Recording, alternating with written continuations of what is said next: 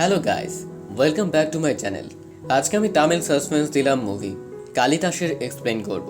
Movie story এলাকাতে একের পর এক বিবাহিত মেয়েরা ছাদ থেকে লাফ দিয়ে সুইসাইড করছে, আর তাদের সবার হাতে রহস্যজনক একটি চিহ্ন পাওয়া যায়। আসলে কি এটা আত্মহত্যা নাকি এটার পিছনে লুকিয়ে আছে অন্য কোনো রহস্য? অন্যদিকে প্রত্যেকটি মহিলাই পারিবারিক সমস্যায় জর্জরিত ছিল।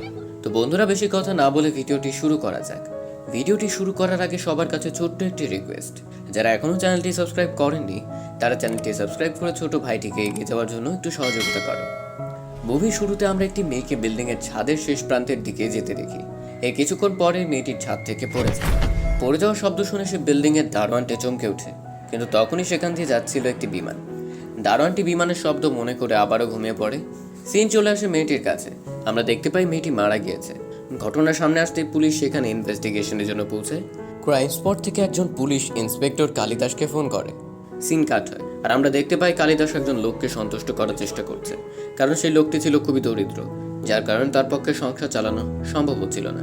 এই কারণে সে লোকটি সুইসাইড করতে চায়। ইন্সপেক্টর কালিদাস সেই লোকটিকে একটি অটো গাড়ি ব্যবস্থা করে দিবে বলে। প্রতিশ্রুতি দিলে লোকটি শান্ত হয় আর তার হাতে থাকা অশ্রুতি ফেলে দেয়।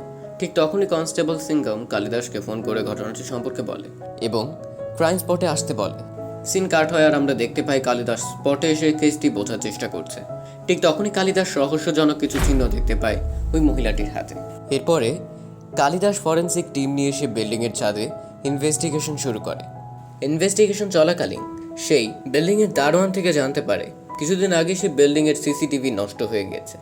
এরপরে কালিদাস প্রতিবেশী থেকে জানতে পারে সেই মহিলাটির বিয়ে হয়েছে 8 বছর, কিন্তু তাদের কোনো বাচ্চা কাচ্চা নেই, আর বেশ কিছুদিন ধরে তার স্বামীর সাথে সম্পর্কটাও ভালো যাচ্ছিল না। মেয়েটি সারাক্ষণ মোবাইল নিয়ে ব্যস্ত থাকতো, আর গতকালও তাদের মধ্যে অনেক ঝগড়া হয়। এরপরে কালিদাস ডিএসপিকে ফোন করে তার পাওয়া সকল তথ্য জানিয়ে দেয়। এরপরে কালিদাস বাসায় ফিরে দরজা নক করলে আমরা দেখতে পাই একটি মেয়েকে দরজা খুলতে, কিন্তু কালিদাস তার মোবাইল নিয়ে খুবই ব্যস্ত। এটা দেখে মেয়েটি রাগ করে চাবিটি ছুঁড়ে ফেলে দেয়। কালিদাস গেটটি খুলে বাসার ভিতরে ঢুকলে আমরা সেই মেয়েটিকে দেখতে পাই। এই মেয়েটির নাম হলো বিদ্যা। এই মেয়েটি হলো কালিদাসের ওয়াইফ। কালিদাস বিদ্যার চুল ভেজা দেখে বলে, আজকে এত তাড়াতাড়ি গোসল করে ফেললে? বিদ্যা রেগে গিয়ে বলে, কারণ স্বামীর সাথে আজকে বাইরে ঘুরতে গিয়েছিলাম, খুব ক্লান্ত হয়ে গেছি, তাই গোসল করে ফেললাম। কথাটি শুনে বুঝতে পারি হয়তো আজকে তাদের বাইরে কোথাও ঘুরতে যাওয়ার কথা ছিল, কিন্তু পরে কালিদাস আর সময় দিতে পারিনি। কালিদাস বলে, সরি, আজকে একটি সুইসাইড কেস ছিল। একটি মেয়ে পারিবারিক সমস্যার কারণে ছাদ থেকে লাফ দিয়ে মারা গেছে। তখনই বিদ্যা মুখ বাঁকা করে বলে, আমার কপালটাই খারাপ, আমাদের বাসার ছাদটাও এত উঁচু না, লাফ দেওয়ার মতো না। এই কথা বলে বিদ্যা রাগ করে সেখান থেকে চলে গেলে কালিদাস টিভিটা অন করে সে কেসটির ব্যাপারে ভাবতে শুরু করে।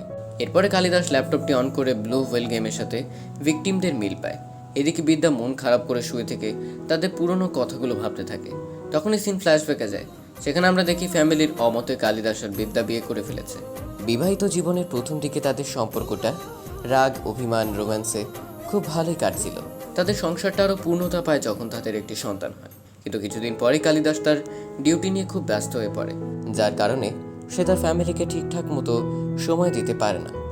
কালিদাস যখন বাইরে থাকে তখনও কাজ নিয়েই পড়ে থাকে, এমনকি বাসায় আসলেও বউকে সময় না দিয়ে কাজ নিয়েই পড়ে থাকে।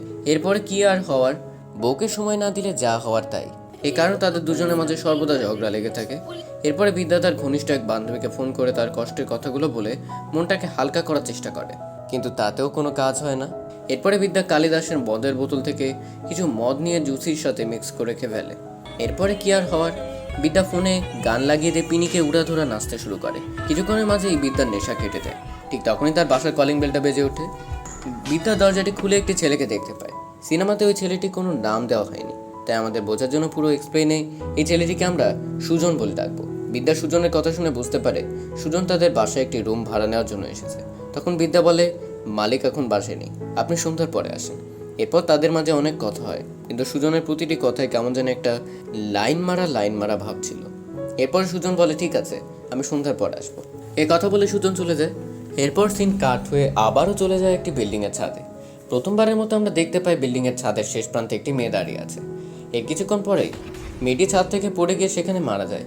পুলিশ স্পটে এসে একইভাবে সে মেয়েটির হাতেও রহস্যজনক কিছু চিহ্ন দেখতে পায়। এরপর কালিদাস প্রতিবেশীর সাথে কথা বলে জানতে পারে ওই মহিলাটিরও স্বামীর সাথে খুব একটা ভালো সম্পর্ক ছিল না। প্রতিদিনই তাদের মাঝে ঝগড়া হতো, আর বিয়ে কয়েক বছর পরেও এই কাপলও নিঃসন্তান ছিল। এরপরে সেই মহিলার ঘরটি তদন্ত করার সময় কালিদাস একটি ডায়েরি পেয়ে যায়। যে ডায়েরিটি ছিল সে মৃত মহিলাটির। কালিদাস সেই ডায়েরিটি খুলে দেখতে পায় সেই ডায়েরিতে একটি নীল তিমি আঁকা রয়েছে।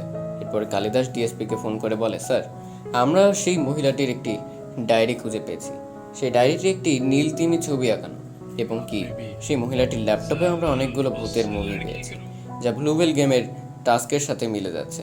আর এই গেমে শেষ টাস্ক হচ্ছে ছাদ থেকে লাফ দিয়ে আত্মহত্যা করা। এরপরে ডিএসপি এসিপি জর্জকে ফোন করে এই কেস দুটির সম্পর্কে জানায়, এবং ডিএসপি এই কেস দুটি সমাধান করার দায়িত্ব জর্জকে দিয়ে দেয়। সিন কাট হয়, জর্জ চলে যায় ফরেন্সিক ল্যাব। সেখানে জর্জ ভিকটিমের নখে কিছু স্যাম্পল খুঁজে পায়। এরপরে জর্জ রিপোর্টটা চেক করে কালিদাসকে বলে, তারা কি নিজেই লাভ দিয়েছে নাকি কেউ ধাক্কা মেরে ফেলে দিয়েছে।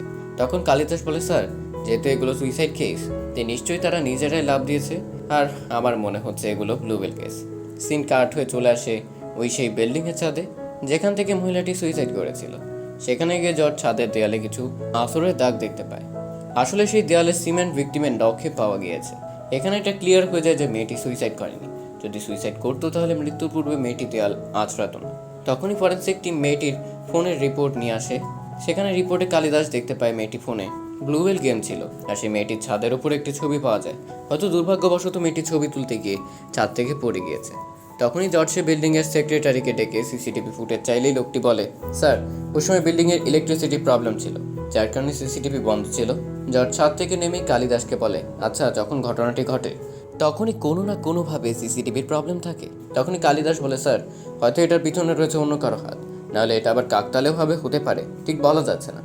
এরপরে সুজন আবারও আসে বিদ্যার কাছে বাড়ি ভাড়া নেওয়ার জন্য। তখনই বিদ্যা একটু রেগে বলে, আপনাকে না বলেছি আমি বাড়ির মালিক নই, আর আপনি চলে যান, আপনাকে বাড়ি ভাড়া দেবো না। তখন সুজন রাগ না হয়ে মজা করে বলে, আপনি তো বলছেন আপনি বাড়ির মালিক না, তাই আপনার কথা শুনছি না, আপনার স্বামীর সাথে কথা বলে তবে যাবো এখান থেকে। কথাটি বলে সুজন বসে পড়ে। বিদ্যা বাসার ভিতরে গিয়ে কালিদাসকে ফোন করে বিষয়টি জানানোর চেষ্টা করে, কিন্তু কালিদাস জর্জের সাথে থাকার কারণে বারবার কল কেটে দিচ্ছে। এটা দেখে জর্জ কল রিসিভ করে কথা বলতে বলে। কালিদাস কলটি রিসিভ করলে বিদ্যা বলে, একটা লোক উপরে বাসা ভাড়া নিতে এসেছে। কালিদাস বলে, বাসা ভাড়া দিয়ে তুমি কি করবে? জবাব বিদ্যা বলে, আমার পার্লারে বান্ধবীরা বলেছিল যে ঘরটি তালাবন্ধ না রাখতে। তখন কালিদাস রেগে গিয়ে বলে, তুমি তো সিদ্ধান্ত নিয়ে নিয়েছো, তাহলে অযথা ফোন করে কেন আমাকে বিরক্ত করছো?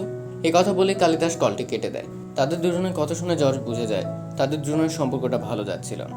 এরপরে আমরা দেখতে পাই বিদ্যা ছেলেটিকে নিয়ে উপরের তালা দিকে উঠছে। তার মানে বিদ্যা ছেলেটিকে থাকার জন্য সিদ্ধান্ত নিয়েছে। বিদ্যা ছেলেটিকে রুমে পৌঁছে দিয়ে জিজ্ঞাসা করে, কি করেন আপনি? সেটি বলে, আমি একটি ক্লাবে ডিজে বাজাই। তখনই বিদ্যা বড় একটি দীর্ঘশ্বাস নিয়ে বলে, নাইট পার্টি, ডিজে গান, আপনি লাইফটাকে খুব এনজয় করেন। এরপরে দ্বিতীয় ভিকটিমের বাবা পুলিশ স্টেশনে এসে কান্না করতে করতে পুলিশকে বলে তার মেয়েকে খুন করা হয়েছে, আর খুনটি তার স্বামী করেছে। লোকটি বলে, আমি আমার মেয়েটিকে ছোট থেকে বড় করেছিলাম অনেক ভালোভাবে, কিন্তু শুধু বিয়েটা দিয়েছিলাম ভুল মানুষের সাথে। বিয়ের পরে আমার মেয়ে একদমই সুখী ছিল না। এই কথা বলে সে লোকটি জর্জকে একটি মোবাইল দিয়ে বলে, এটা আমার মেয়ের। যখন তাদের মাঝে ঝগড়া হয়েছিল তখন সেটা ভেঙে ফেলেছিল। তখনই মেয়েটির স্বামী এসে বলে, বাবা, আপনি এখানে কি করছেন? আপনি একটু 10 মিনিটের জন্য বাইরে যান। তখন জর্জ বলে, তাকে বাইরে যেতে বলার আপনি কে? তখন সে মেয়েটির জামাই বলে, ওনাকে 10 মিনিটের জন্য বাইরে যেতে বলুন, আমি আপনাকে কিছু বলতে চাই। মেয়েটির বাবা বাইরে গেলে জর্জ ফোনটি দেখালে মেয়েটির জামাই বলে, এটা তো ওর ফোন। তখন কালিদাস বলে, আপনি ফোনটি ভেঙেছিলেন কেন? মেয়েটির জামাই বলে, স্যার, এটা আমি ভাঙিনি। তখনই সিন ফ্ল্যাশব্যাকে যায় আর লোকটি বলে, আমি একদিন তার ফোনে একটি আই মিস ইউ মেসেজ দেখতে পাই, কিন্তু সে তখনই তাড়াতাড়ি এসে আমার থেকে ফোনটা নিয়ে নেয়। এরপর দুজনের মাঝে ফোনটি নিয়ে হাতাহাতি হয়, আর এক পর্যায়ে সে নিজেই ফোনটি আছাড় দিয়ে ভেঙে ফেলে। সিন বর্তমানে আসে। পুলিশগুলো সে মেয়ের ফোনটি আনলক করলে হোয়াটসঅ্যাপে একটি নাম্বার থেকে আই মিস ইউ মেসেজ দেখতে পায়। কালিদাস সেই নাম্বারটিতে কল করলে তাদের একজন পুলিশ কর্মকর্তার কাছে ফোনটি বেজে ওঠে। তখন সেই পুলিশটি বলে, স্যার, এটা আমার ফোন না, এটা হলো ওর ফোন।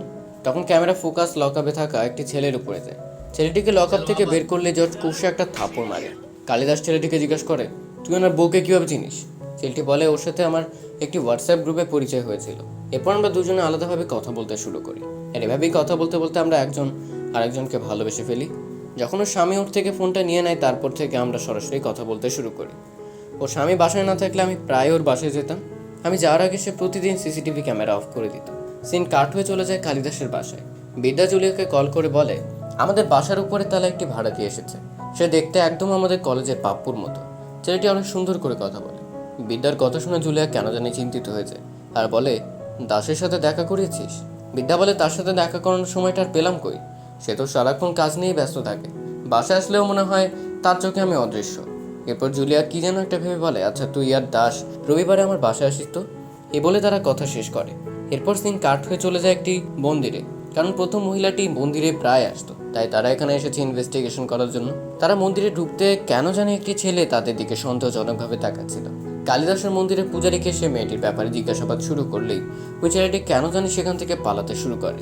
এরপর পুলিশ টিম ছেলেটিকে ধরার জন্য ধাওয়া শুরু করে। অনেক দৌড়াদৌড়ি করার পর কালিদাস তার টিমকে নিয়ে ছেলেটিকে ধরে থানায় নিয়ে আসে। ছেলেটিকে থানায় এনে জিজ্ঞাসাবাদে জানা যায় সে প্রথম মহিলাটির সাথে ছেলেটির প্রেম ছিল। মহিলাটি প্রতিদিনই সেই মন্দিরে আসতো, আর আস্তে আস্তে এভাবেই দুজনের মাঝে সম্পর্কটা গড়ে ওঠে। পুলিশটি রেগে গিয়ে বলে, শালা তুই হলি টিকটিকির মতো, আর তুই কিনা মানুষের বউ পটিয়ে বেড়াস। তখনই পাশে থাকা সে বিশ্বপ্রেমিকটি বলে, আরে স্যার, মেয়েরা রূপ দেখে প্রেম পড়ে না, তাদের সাথে একটু ভালোভাবে সুন্দর করে কথা বললে পটে যায়। আর কেউ যদি তার পরিবারকে সময় না দেয় তাহলে তো তারা আমাদের মতো ছেলেদের প্রেমে পড়বেই। এরপরে বিদ্যার বাসার কলিং বেলটি বেজে ওঠে। বিদ্যা দরজাটি খুলতে দেখতে পায় সুজনকে। সুজন ভিতরে এসে বলে, তালের গুড় পেতে পারি? বিদ্যা বলে, তালের গুড় দিয়ে আপনি কি করবেন? সুজন বলে, রান্না করার জন্য। বিদ্যা চমকে গিয়ে বলে, আপনি রান্নাও করতে পারেন? সুজন বলে, আমি খাবার থেকে রান্না করতে বেশি ভালোবাসি। এটা শুনে তো বিদ্যা খুব ইমপ্রেস হয়ে যায়। বিদ্যা বলে, আমার হাত নোংরা, কিচেনে রাখা, যাও তুমি নিয়ে যাও। এরপর ছেলেটি তার রুমে গিয়ে গিটার বাজাতে শুরু করলে বিদ্যা মিউজিকের টানে 1 কাপ কফি নিয়ে চলে যায় ছেলেটির রুমে, এবং বিদ্যা ছেলেটিকে বলে, আমার জন্য একটা গান গাইবে প্লিজ? এরপর ছেলেটি গান গাইতে শুরু করলে বিদ্যা যেন গানের সুরে অন্য একটি জগতে হারিয়ে যায়। সিন কাট হয়ে আর আমরা দেখতে পাই এসিপির জর্জ দাসকে বলে, আচ্ছা তুমি শেষ কবে তোমার স্ত্রীকে নিয়ে বাইরে ঘুরতে গিয়েছিলে? এই বয়সে তুমি পুলিশের পোশাকটি কে বেশি পছন্দ করবে আর চারদিকে ঘুরে বেড়াবে, আর যখন থামবে তখন দেখবে তুমি হঠাৎ করে বুড়ো হয়ে গেছো। হিসাব করে দেখবে তোমার জীবনে কোনো সুখের স্মৃতি নেই। দাস, তুমি তোমার স্ত্রীকে একটু বেশি সময় দাও। এরপরে দাস বিদ্যাকে ফোন করে বলে, তুমি কি বাসায় আছো? বিদ্যা একটু রেগে বলে, না, ছাদে দাঁড়িয়ে ঝাঁপ দেওয়ার প্রস্তুতি নিচ্ছি। তখন দাস বলে, তুমি রেডি হও, আজকে আমরা মুভি দেখতে যাব। বিদ্যা বলে, ভূতের মুখে রাম নাম, যে মানুষ কাজ নিয়ে দিনরাত পড়ে থাকে সে মানুষ নাকি আমাকে নিয়ে মুভি দেখতে যাবে? তখন দাস বলে, আরে সত্যি বলছি, তুমি রেডি হও, আমি এক্ষুনি বাসায় আসছি। বহুদিন পর স্বামীর সাথে বাইরে ঘুরতে যাবে, এটা শুনে তো বিদ্যা মহা খুশি। এরপরে কেন জানি তিনজনকে একই ক্যামেরায় দেখানো হয়। সিন শিফট হয়ে চলে যায় একটি লিফটের ভেতরে। লিফটের উপরে পৌঁছতে স্ক্রিনটি অন্ধকার হয়ে যায়, এবং কিছুক্ষণ পরে আরেকটি মেয়ের ছাদ থেকে লাফ দিয়ে মারা যায়। এদিকে কালিদাস বাসায় ফিরে দেখে বিদ্যা এখনও রেডি হয়নি, তাই কালিদাস বিদ্যাকে তাড়াতাড়ি রেডি হতে বলে। বিদ্যা মনের আনন্দে গান গাচ্ছে আর রেডি হচ্ছে। বিদ্যা লেট হওয়ায় কালিদাস বাইরে এসে উপরের তলায় উঠতে থাকে সে ভাড়াটিয়াকে দেখার জন্য। ঠিক তখনই কনস্টেবল সিংগাম এসে বলে, স্যার, আজকে একটি মেয়ে ছাদ থেকে লাফ দিয়ে আত্মহত্যার চেষ্টা করেছিল, কিন্তু সে এখনো জীবিত আছে, তাড়াতাড়ি চলুন। এটা শুনে কালিদাস তাড়াহুড়ো করে যেতে লাগলে তখনই তার বিদ্যার কথা মনে পড়ে যায়। পিছন ফিরে তাকাতেই দেখতে পায় বিদ্যা চোখ ভরা জল নিয়ে দাঁড়িয়ে আছে। সিন কাট হয়ে চলে যায় হসপিটালে। জর্জ মহিলাটিকে জিজ্ঞাসা করে, আপনি বিল্ডিং থেকে ঝাঁপ দিয়েছিলেন কেন? তখন মহিলাটি মাথা নাড়িয়ে বাইরে দিকে তাকাতে কেন জানি রহস্যজনকভাবে সে ভাড়াটিয়া সুজনকে দেখতে পায়। সুজনকে দেখার পরে কেন জানি মহিলাটি ছটফট করতে থাকে, আর সেখানেই মহিলাটি মারা যায়। এরপরে সুজন বাসায় ফিরে আর সিন চলে যায় বিদ্যার রুমে। দেখি সুজন আর বিদ্যা দুজনের রোমান্টিক মুডে বসে বসে সিনেমা দেখছে। সুজন বাসা ভাড়া নেওয়ার পর থেকে যেটা ভাবছিলাম সেটাই হলো। এরপরে বিদ্যা ছেলেটির কাঁধে মাথা রেখে ধীরে ধীরে ঘনিষ্ঠ হতে শুরু করে। এসিপি আর কালিদাস তৃতীয় ভিকটিমের বাসায় চলে যায় সার্চ করার জন্য। তখন কালিদাস জর্জকে বলে, স্যার, আগের দুটি কেসকে তো অবৈধ সম্পর্ককে মোটিভ হিসেবে ধরা হচ্ছে, কিন্তু উনি তো একজন বয়স্ক মহিলা, ওনার তো পরক্রিয়া থাকতেই পারে না। কালিদাস আর জর্জ কথা বলছিল, আর এদিকে সিংগাম সে ঘরটি তল্লাশি করছিল। সিংগাম সে ঘরটি তল্লাশি করতে গিয়ে একটি প্যাকেট খুঁজে পায়, আর কালিদাসকে এসে বলে, স্যার, এই ছাতার প্যাকেটটা খুঁজে পেয়েছি ওনার ঘর। বাইরে ভাই, একটি বয়স্ক মহিলার ঘরেও বৃষ্টিতে না ভেজার ছাতা পাওয়া যায়? তো আর কি, এই কেসটিও পরক্রিয়ার দিকে ইশারা করে। তারা সেই মহিলার ডায়াল লিস্টে অনেকগুলো নাম্বার খুঁজে পায়, যার মধ্যে সকল নাম্বার বন্ধ রয়েছে, শুধু একটি নাম্বার ছাড়া। তারা সেই নাম্বারটি ট্র্যাক করে চলে যায় সেই লোকেশনে। সেখানেই দেখতে পায় একটি বাইক চালক তাদের দেখে পালাচ্ছে। কালিদাসও সেই ছেলের পিছু নেয়, আর তাকে ফলো করতে করতে একটি জায়গায় এসে দেখে জজও সেখানে চলে এসেছে। ছেলেটির লোকেশন ট্র্যাক করে জজ বলে সেই ছেলেটির সামনে একটি বিল্ডিংয়ে রয়েছে। জজ আর কালিদাস প্ল্যান করে একটি ফুড ডেলিভারি অ্যাপসের সে নাম্বার আর লোকেশনে একটি ফুড অর্ডার করে দেয়। ফুড ডেলিভারি ম্যান আসলেই সেই লোকটি বলে সে কোনো কিছু অর্ডার করেনি। ডেলিভারি ম্যান ফিরে যাওয়ার সময় পুলিশ সেই ডেলিভারি ম্যানকে আবারও পাঠায় সেই লোকটির কাছে। কলিং বেল বাজাতেই লোকটি এসে বলে, এই তো সমস্যা কী রে, তোকে বললাম না আমি কোনো কিছু অর্ডার করিনি। তখনই সেই ছেলেটি পিৎজাটি ফেলে দিয়ে লোকটির হাত ধরে টেনে বাইরে ফেলে দেয়, আর প্ল্যান অনুযায়ী পুলিশ সে লোকটিকে ধরে নেয়। এরপরে ওই ব্যক্তিটি একটি মেয়ের কথা বলে যে কিনা তাকে প্রতিদিন বাইক ভাড়ায় নিয়ে যেত। পাবের সামনে শিল্পা একটি ফুলের দোকান ছিল, ওই শিল্পার মধ্যে সে মহিলার সাথে আমার পরিচয় হয়। শিল্পাকে জিজ্ঞাসাবাদ করলে আপনারা সবকিছু জানতে পারবেন। এরপরে সিন কাট হয় আর আমরা দেখতে পাই কালিদাস একটি ঠিকানায় গিয়েছে শিল্পাকে খোঁজার জন্য। সেখানে কালিদাসের সাথে ওই লোকটি দেখা হয় যাকে মুভির শুরুতে কালিদাস আত্মহত্যা থেকে বাঁচিয়েছিল। তো কালিদাস লোকটিকে জিজ্ঞাসা করে, এখানে শিল্পা নামে কেউ কি থাকে? লোকটি বলে হ্যাঁ। এরপর লোকটি পুলিশদের শিল্পার বাসার দিকে নিয়ে যায়, কিন্তু সেখানে যেতেই শিল্পা পুলিশদের দিকে পালাতে লাগে আর একটি অটোতে উঠে যায়। এরপর কালিদাসও একটি অটো নিয়ে শিল্পাকে ফলো করতে থাকে, কিন্তু এতক্ষণে শিল্পা পালিয়ে যায় আর কালিদাসের হাতে পড়ে সেই অটোওয়ালাটি। দাস সেই অটোওয়ালাকে কষিয়ে একটা থাপ্পড় মেরে থানায় নিয়ে যায়। দাস সেই কেসের ব্যাপারে ভাবতে ভাবতেই থানাতেই ঘুমিয়ে পড়ে। সিন চলে যায় বিদ্যার কাছে। আমরা দেখি বিদ্যা সেজে গুজে উপরের তলায় গিয়ে দরজা নক করছে। অন্যদিকে সুজন নিচে বিদ্যার দরজায় নক করছে। এরপরে দুজনে হুট করে সামনাসামনি দেখা হয়ে যায় আর ডিরেক্টর সাহেব রোমান্টিক একটি গান লাগিয়ে দেয়। সেই গানের মাঝে আমরা দুজনে অনেকগুলো রোমান্টিক সিন দেখতে পাই। এরপরে কালিদাস ঘুম থেকে উঠে বাসায় ফিরে সময় একটি পুলিশ ফোন করে জানায় তারা প্রথম ও দ্বিতীয় মহিলার কল স্টোরি থেকে একটি কমন নাম্বার পেয়েছে আর সেই লোকটির নাম হলো ডেভিড। তখন কালিদাস বলে, তুমি তাড়াতাড়ি লোকটির সকল অ্যাড্রেস বের করো। এ বলে দাস কলটি কেটে দেয়। দাস বাসায় এসে দেখে গেটে তালা দেওয়া। তখনই দাস বিদ্যাকে খোঁজার জন্য উপরে তালার দিকে যেতে লাগলে দাস দেখে বিদ্যা তাড়াহুড়ো করে নিচে নামছে। তখন দাস বিদ্যাকে জিজ্ঞেস করে, কোথায় গিয়েছিলে তুমি? বিদ্যা বলে, এই প্রশ্ন তো আমার করা উচিত। দাস বলে, কাজের চাপ ছিল। এরপরে কনস্টেবল সিঙ্গাম ফোন করে বলে, স্যার একটা নিউজ আছে, আপনি যে নাম্বারটা দিয়েছেন ওটা সঠিক। সেই লোকটির নাম হলো ডেভিড, কিন্তু সে এখানে নেই আর কেউ তার সম্পর্কে জানেও না। কালিদাস বলে, ঠিক আছে, তাড়াতাড়ি সকল অ্যাড্রেস বের করো দেয়। সিন কাট হয়ে চলে যায় থানায়। চেন ছিনতাই কেসে পুলিশ হাতে নাতে দুজনকে ধরে নিয়ে আসে থানায়। জর্জ জানতে পারে ছেলেগুলো সে এলাকাতে ছিনতাই করে যে এলাকাতে মার্ডারগুলো হয়েছে। জর্জ সেই দুজনকে মহিলাগুলো ছবি দেখিয়ে বলে, তোরা কি এদের মধ্যে কাউকে চিনিস? একটি ছেলে বলে, হ্যাঁ স্যার, দ্বিতীয় ব্যক্তিকে আমি চিনি। তখনই একজন কনস্টেবল জর্জের কাছে এসে পিছিয়ে কি জন্য একটা বলে আর সিন কাট হয়ে চলে যায় একটি গুদামে। সেখানে আমরা একটি মেয়ের লাশ দেখতে পাই। কি একজন সে মেয়েটির খুব অত্যাচার করে মেরে ফেলছে। সেখানে ভিকটিমের ফোনটিও পাওয়া যায়। কল স্টোরি থেকে চেক করে জর্জ জানতে পারি সেই ফোনটি থেকে লাশ যেখানে ফোন করা হচ্ছিল সেটা কালিদাসের ওয়াইফের অর্থাৎ বিদ্যার নাম্বার। কথাটি শুনে জর্জ খুব চমকে যায়। সিন চলে আসে বিদ্যাও সেই সুজন ছেলেটির কাছে। আজকে বিদ্যার জন্মদিন ছিল, তাই সেলিব্রেশন করার জন্য সুজনের রুমে যায়। তারা সেখানে বিদ্যার বার্থডে সেলিব্রেশন করে এবং এরপরে তারা দুজন ধীরে ধীরে খুব ক্লোজ হতে থাকে। সিন চলে যায় কালিদাসের কাছে। কালিদাস ইনভেস্টিগেশন করার সময় একজন পুলিশ অফিসার ফোন করে বলে, স্যার আমরা সেই ডেভিডের সকল অ্যাড্রেস বের করে ফেলেছি। সে বর্তমানে তিরুপতি নগরে একটি বিউটি পার্লারে রয়েছে। এরপরে কালিদাস দ্রুত চলে যায় সেই বিউটি পার্লারে। সেখানে গিয়ে সেই বিউটি পার্লারের মালিককে সে 3 মহিলার ছবি দেখিয়ে বলে, 3 জন আর বেঁচে নেই, একমাত্র আপনি এদের সবার সাথে সম্পর্কযুক্ত। ডেভিড বলে, স্যার এখানে অনেক মহিলা আসা যাওয়া করে, তা আমরা কিভাবে জানবো কে বেঁচে আছে আর কে মরে গিয়েছে? তখন কালিদাস বলে, আপনাদের সিসিটিভি ফুটেজ চেক করতে পারি? এটা শুনে ডেভিড বলে, এই মহিলাদের নাম্বার দিয়ে চেক করলে বোঝা যাবে তারা কোন দিন পার্লারে এসেছিল। এরপরে তারা সিসিটিভি ফুটেজ চেক করা শুরু করলে সেখানে একে একে সেই মহিলাগুলোকে দেখতে পায়। এরপরে আরেক ফুটেজ চেক করতে গেলে সেই সিসিটিভি ফুটেজের সকল মেয়েদেরকে একসাথে দেখতে পায়। সেখানে সব মেয়ের ফেস দেখা যাচ্ছে, কিন্তু একটি মেয়ের ফেস দেখা যাচ্ছে না। কিন্তু যেই না মেয়েটির ফেস ক্যামেরায় চলে আসে তখনই দাস খুব অবাক হয়ে যায়, কারণ ওই মেয়েটি আর কেউ না, কালিদাসের ওয়াইফ বিদ্যা।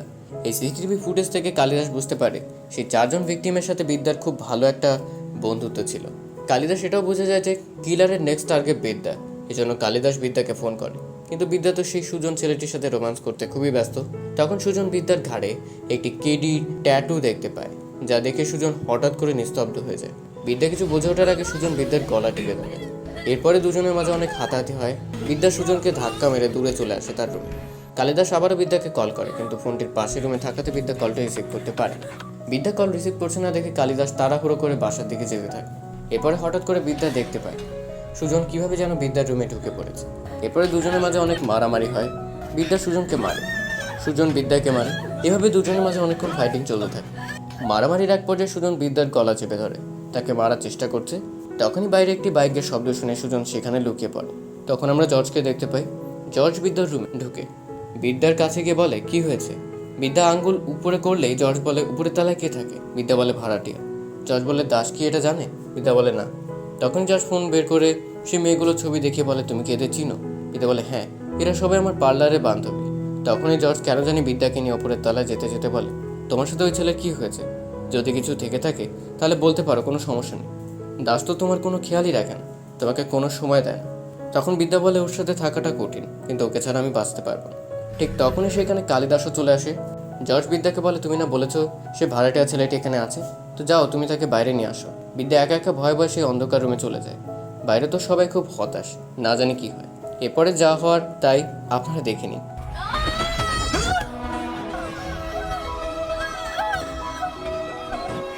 আসলে সেই ঘরটিতে কোনো ভাড়াটিয়া ছিল না, আর যে ছেলেটিকে দেখেছি বাস্তবে তার কোনো অস্তিত্ব নেই। এটা বিদ্যার কল্পনা ছাড়া আর কিছু না। তখনই বিদ্যা জর্জের উপরে আক্রমণ করে বসে আর বলে, তুই আমাদের আলাদা করার পরিকল্পনা করেছিস, আমি তোকে মেরে ফেলবো। তখনই সিন ফ্ল্যাশব্যাকে চলে যায় আর এখানে মুভির আসল টুইস্টগুলো রিভিল হতে থাকে। জর্জ বিদ্যার বান্ধবী জুলিয়ার কাছে গিয়ে তার সাথে কথা বলে জানতে পারে বিদ্যা তার বান্ধবী, আর একই সাথে ওর সাইকোলজিস্ট। আসলে বিদ্যার একটি রোগ ছিল যার নাম সিজোফ্রেনিক। বিদ্যা বাস্তবতার আর কল্পনার মাঝে পার্থক্য করতে পারে না। কল্পনার বাস্তবতা দুটোই তার কাছে একই মনে হয়। এরপরে সেটা কি সত্য ভাবে তার সাথে বসবাস করতে শুরু করে। এটা শুনেই জর্জ বলে, এমনটা কিভাবে হলো? তখন জুলিয়া বলে, বিদ্যার বাচ্চা জন্মের 2 দিন পরে মারা যেত। এই কারণে বিদ্যা অনেক ডিপ্রেশনে চলে যায় এবং কল্পনাতে সে তার মৃত বাচ্চার সাথে বসবাস শুরু করে। এরপর থেকে সে ধীরে ধীরে বাস্তবতার আর কল্পনার মাঝে পার্থক্য করার ক্ষমতা হারিয়ে ফেলে। কালিদাস এই ব্যাপারে সবকিছুই জানে, কিন্তু সেও তার সন্তানের ব্যাপারটা নিয়ে খুব ডিপ্রেশনে ডুবেছিল। সেই ডিপ্রেশন কাটিয়ে ওঠার জন্য কালিদাস বিদ্যাকে অবহেলা করা শুরু করে আর কাজে মনোযোগ বাড়িয়ে দেয়, কিন্তু বিদ্যা কালিদাসকে খুব মিস করত। এরপরে এই বিদ্যা এমন একটি কালিদাসকে মনে করে যে কালিদাস তাকে খুব ভালো বোঝে এবং কি সময়ও দেয়। আর এমন একজন ছিল বিদ্যার কলেজ ফ্রেন্ড পাপ্পু। তাই বিদ্যার কল্পনা জগতে পাপ্পুর চেহারা ঢুকে পড়ে। একদিনে তারা সকল ফ্রেন্ড পার্লারে একসাথে হয়। তাদের সকলেই বলে তারা ফ্যামিলিগতভাবে একদমই সুখী নয়। তাদের স্বামীরা তাদেরকে একদমই সময় দেয় না। এই কারণে তারা পরক্রিয়া করার সিদ্ধান্ত নেয়। এমনকি বিদ্যাকেও পরক্রিয়া এগিয়ে আসতে বলে। বিদ্যা তখন এমন অনুভব করে যে এই মহিলাগুলো তাদের দুজনকে একদিন আলাদা করে ফেলবে। এই কারণে বিদ্যা সেই মহিলাগুলোকে একে একে মেরে ফেলে। মুভির শেষ সিনে আমরা দেখতে পাই কালিদাস পাপ্পুর মতো ড্রেস আপ পরে বিদ্যার কাছে আসে। বিদ্যা কান্না করতে করে বলে, এই 4 জন মহিলার সাথে আমার এমনটা করা উচিত হয়নি। তখন কালিদাস বলে, এটাতে তোমার কোনো দোষ নেই, এটা তোমার ভিতরে থাকা আমার দোষ। তুমি আমার থেকে যেমনটা সময় চাইতে, যদি আমি তা তোমাকে দিতাম তাহলে আজকে এমনটা হতো না। তখন বিদ্যা কান্না করতে করতে বলে, তুমি আমাকে ছেড়ে যাবে না তো? তখন কালিদাস বিদ্যার মধ্যে একই ডায়লগ দিতে থাকে, তোমার সাথে থাকাটা কষ্টের, কিন্তু তোমাকে ছাড়া আমি বাঁচতে পারবো না। আর এখানেই মাস্টারপিস সাসপেন্স থ্রিলার মুভি শেষ হয়ে যায়।